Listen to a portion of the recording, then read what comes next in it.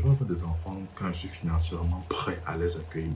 Je veux vraiment avoir des enfants quand je suis financièrement prêt à les accueillir. On était ensemble, après elle m'a fait comprendre que vraiment, elle, d'ici l'année prochaine, elle voudrait déjà être enceinte. Comment ça va YouTube? Il y a déjà un moment où on a atteint les 1000 abonnés et je n'ai pas encore pris le temps de vous remercier, de vraiment dire merci à toute la communauté d'avoir atteint 1000 abonnés. À l'heure que je tourne cette vidéo, on a environ 1030 abonnés et c'est pas rien. Je me rappelle en 2022, on était, je crois que j'ai vu une story Snap où j'ai filmé comment on était déjà 44 sur la chaîne, déjà 44. Mais là, on est 1000. On est devenu 1000. Et c'est beaucoup, quoi. C'est vraiment énorme. Et pour la peine, vraiment, j'ai dit, je vais faire une FAQ dans laquelle je vais répondre différentes questions. J'espère de tout cœur que la vidéo ne sera pas longue, mais je vais faire tout mon possible pour que ça soit réduit au maximum. Donc, c'est parti.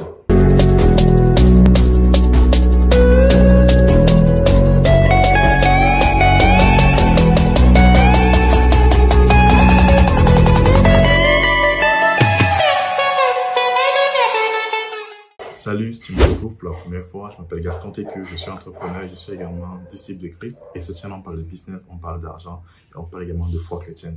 Alors si tu es nouveau, n'hésite pas à t'abonner et à activer la cloche de notification pour ne manquer aucune de nos vidéos. Il y a de cela quelques temps, j'ai fait des questions sur mes différents réseaux, notamment Instagram, YouTube et... Non, Instagram, YouTube seulement. Et des gens ont posé des questions. J'ai donc dit, je vais prendre la peine de répondre aux différentes questions dans cette vidéo. On va donc commencer avec la première question qui m'était posée.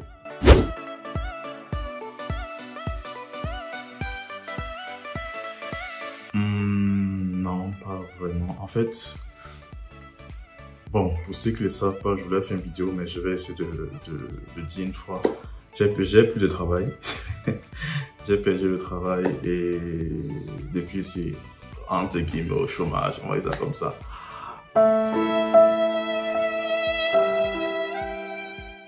Travail en fait c'est la seule chose qui me retenait dans une ville et autre. Mais pour l'instant, j'ai envie de dire que je ne sais pas encore, parce que j'ai des clients par exemple qui m'envoient leurs vidéos par des agences de voyage. Il y a certaines villes où il n'y a pas ce genre de voyage là. Donc je ne sais pas encore pour l'instant, honnêtement je ne sais pas.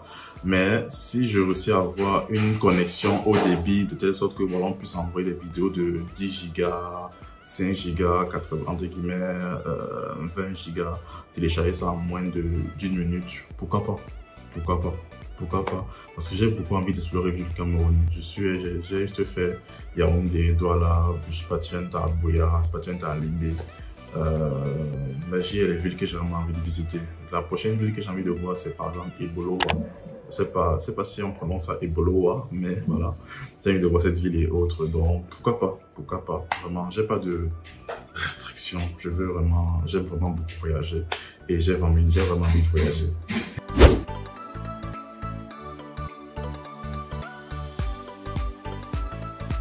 Les principales difficultés que j'ai rencontrées, je vais me dire ça comment.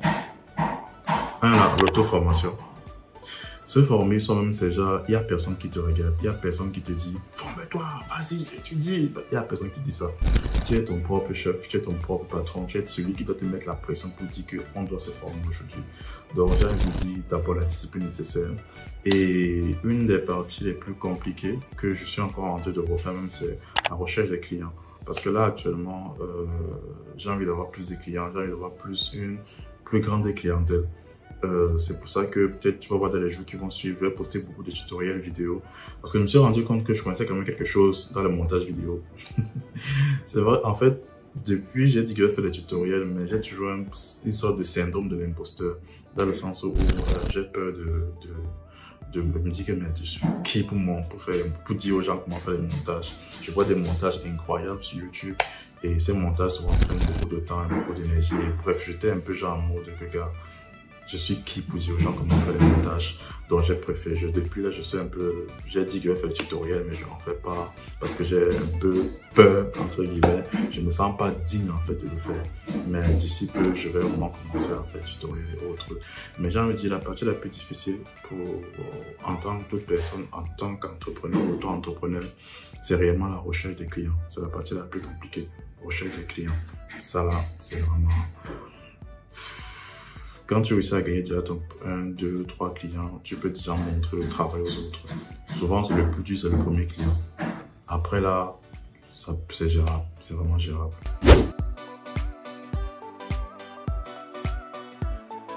Papa, tu seulement resté au Cameroun. Je suis seulement resté au Cameroun.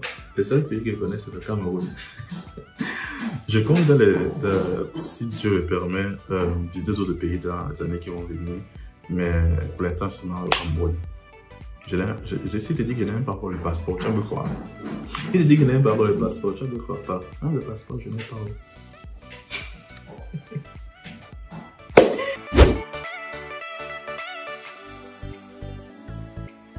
Comment c'est comme si je connais de qui tu parles comme ça. Bof, tu sais. C'est ça. Tu veux te dire quoi pas? Ils sont libres de parler, non?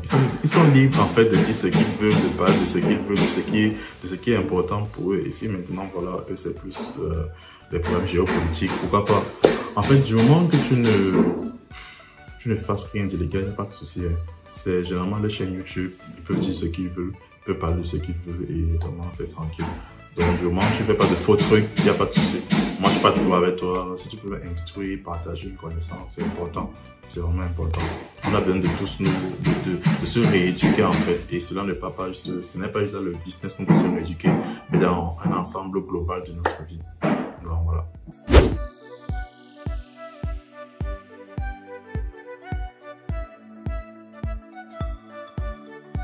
Dans toutes mes vidéos, je rappelle toujours la chose suivante. Enfin, dans les dernières vidéos que j'ai postées, je rappelle toujours la chose suivante. Allez vous inscrire sur la liste électorale. C'est très important. Vraiment, allez vous inscrire sur la liste électorale. Je ne sais pas si le pays va changer après son départ. Je ne sais vraiment pas. Je sais une chose. Si il part, si tout le système est détruit et mis de côté, je pense réellement qu'il y aura un premier pas vers un grand changement. Je pense vraiment qu'il y aura un premier pas vers un grand changement. Donc vraiment, je ne sais pas trop si ça va changer d'ici 5 ans, 10 ans, mais j'espère, je prie pour cela. Je prie pour que le pays, le Cameroun, puisse être un pays où les gens puissent être fiers de vivre, où les gens puissent être contents d'y être. Donc vraiment, ouais, pourquoi pas. Je pense que ça va aller. J'ai foi que le Seigneur se manifestera.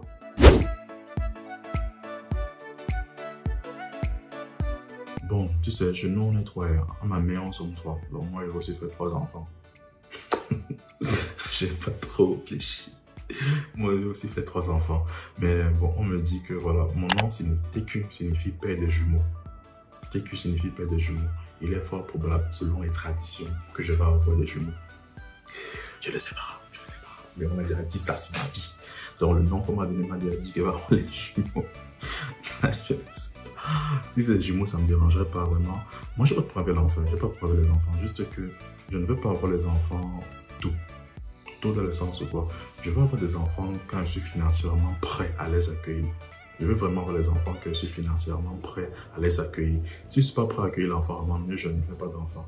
C'est un truc que je vous dis à toutes mes copines que j'ai eues à un moment de ma vie. Je dis que vraiment, si on est ensemble, même si on se marie, on ne va pas faire d'enfants là tout de suite.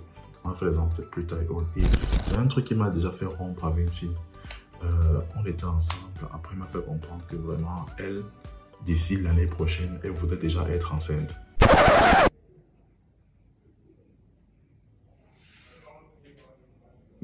Girl, non, vraiment, c'est chaud pour moi en fait. C'est chaud pour moi. Non, vraiment, je dis vraiment.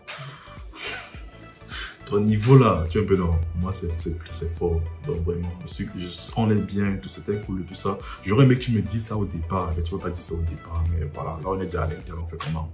Et c'était vraiment important pour elle. Donc j'ai dû arrêter la relation parce que moi je n'imaginais pas l'année suivante avoir un enfant. Sinon elle serait déjà père aujourd'hui.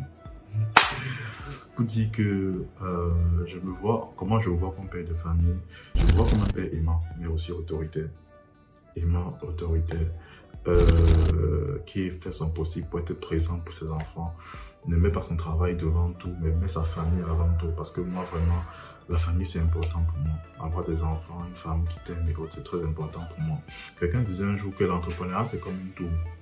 Au fur et à mesure que tu avances dans la tour, on te demande de sacrifier quelque chose. Quand tu avances, on dit sacrifie ceci, sacrifie ceci. Et à un moment, on va demander sacrifie ta famille, ta vie de famille, pour aussi avoir l'argent que tu veux, pour aussi avoir le succès que tu veux.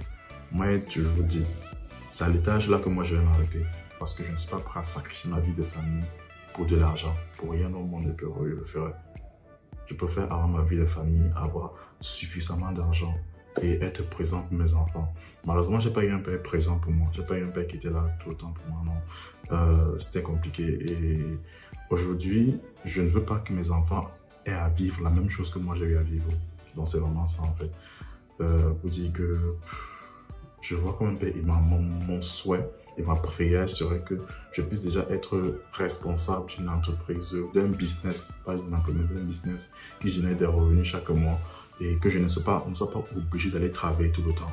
Je dis que voilà, pendant toute la semaine, si je suis à la maison avec mes enfants, bien je dis que bon, je vais pas au bureau à 14 h de la semaine-ci pour qu'ils puissent passer du temps le matin avec mes enfants et je rentre à 17 h pour qu'ils puissent les accueillir en rentrant. C'est vraiment ça ma prière, pouvoir être avec mes enfants constamment, tout le temps, pour les voir grandir et les enseigner, pour qu'ils puissent éviter les erreurs que moi j'ai commises. Donc c'est un peu ça mon vœu en fait. Je prie vraiment que le Seigneur m'aide parce que pour être ce type d'homme, il faut vraiment que Dieu nous aide beaucoup. Donc je prie pour vraiment que mon passé n'influence pas mon futur.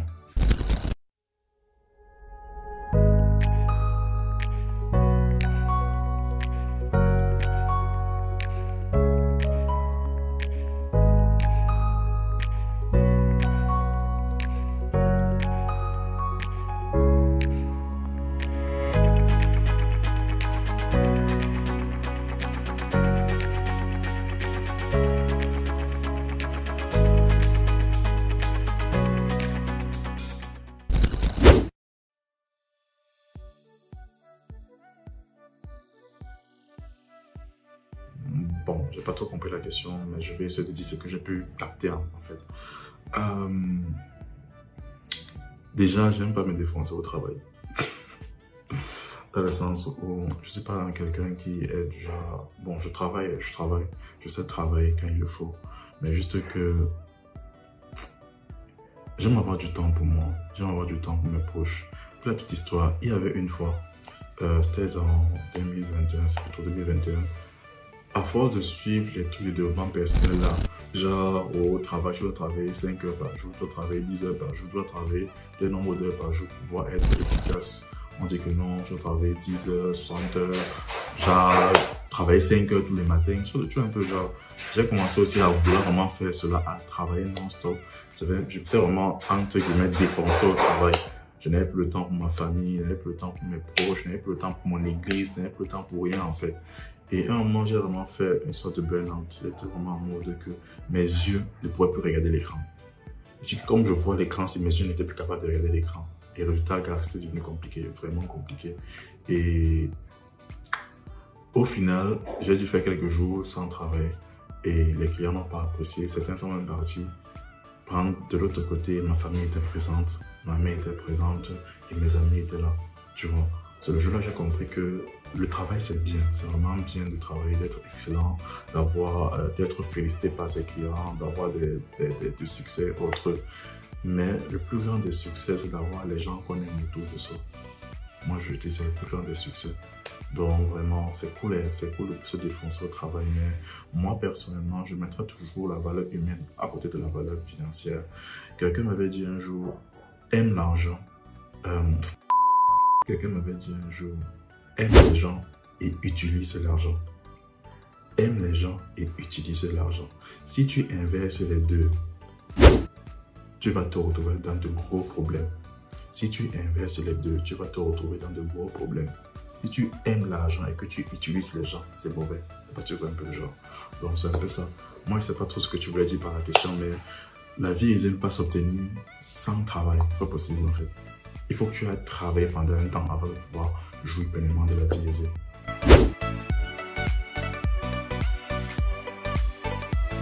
Les technologies que j'utilise actuellement, comment je les ai apprises, j'ai envie de dire YouTube. Il y a des sites de formation quand même, parce que YouTube m'a donné un peu des petits tips, tu vois. Mais le problème avec YouTube, c'est que vraiment, c'est pas top. C'est pas top. Ça donne les trucs généraux, la connaissance générale, mais pas la connaissance particulière. Ça te donne un peu les petits trucs génériques et autres, mais pas la connaissance particulière. Là où j'ai beaucoup appris, il y a des sites où je me suis formé, des sites où je me suis formé. Il y a un site là, Skill, j'ai oublié le nom de ça, je vais mettre ça quelque part là, qui permet d'apprendre, mais c'est en anglais. Et moi, tout se ment très bien. Il y a également des sites comme Udemy, c'est également en anglais. Et bon, il y a des trucs en anglais, il y a des formations en anglais et en français, c'est à vous de voir. Il y a encore d'autres, tu vois un peu le genre. J'étais prêt. La petite histoire, quand j'étais à l'université, j'avais un pote avec qui on faisait la compétition sur Instagram pour avoir le gars qui allait avoir le plus d'abonnés. Et un jour, j'ai acheté une formation en marketing, Instagram, tout ça. Parce que j'avais compris que la connaissance coûte cher et il faut savoir s'en acquérir. Et le jour-là, c'était en promotion, donc j'ai acheté. J'ai vu mon nombre d'abonnés Instagram considérablement grandi quand j'appliquais ce que les gars demandaient. J'ai dit, waouh, c'est à partir de là que j'ai commencé à acheter les formations en ligne. Toutes les connaissances que j'ai aujourd'hui, qui me rapportent de l'argent, bien tout ce que je maîtrise aujourd'hui, c'est grâce aux formations en ligne que je les ai apprises. C'est vraiment grâce aux formations en ligne que je les ai apprises. Donc, c'est un peu ça, les formations en ligne. C'est pour ça que je forme aussi les gens en ligne pour leur permettre de pouvoir toucher du doigt certaines compétences. Une des choses que j'ai remarqué sur les formations en ligne, c'est qu'ils ne s'étaient pas adaptés au contexte africain. Il fallait que je réfléchisse encore. Parce que des amis, je les ai proposé les mêmes formations que j'ai faites. Mais ils m'ont fait comprendre que non, eux, c'est trop bizarre. Tu vois, moi, je suis ingénieur, donc on nous a appris un peu à réfléchir vite et être toujours au taquet. Mais c'est pas tout le monde qui réfléchit comme ça.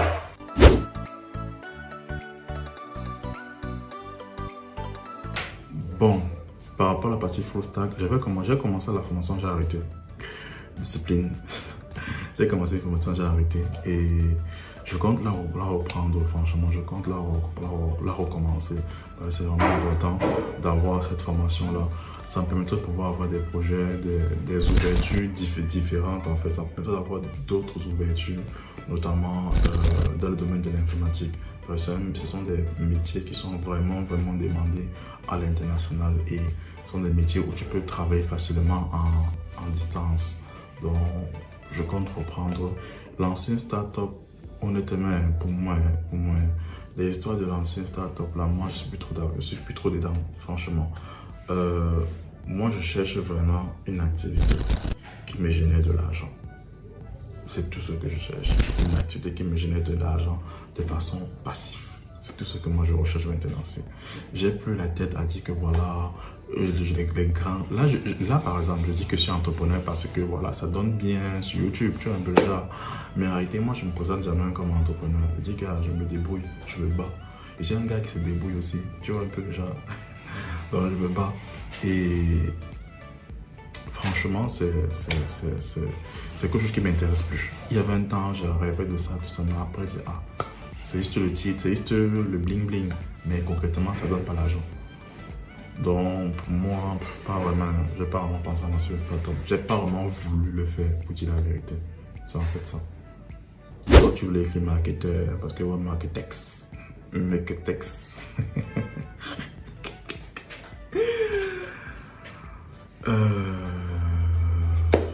Bon, que dis-je?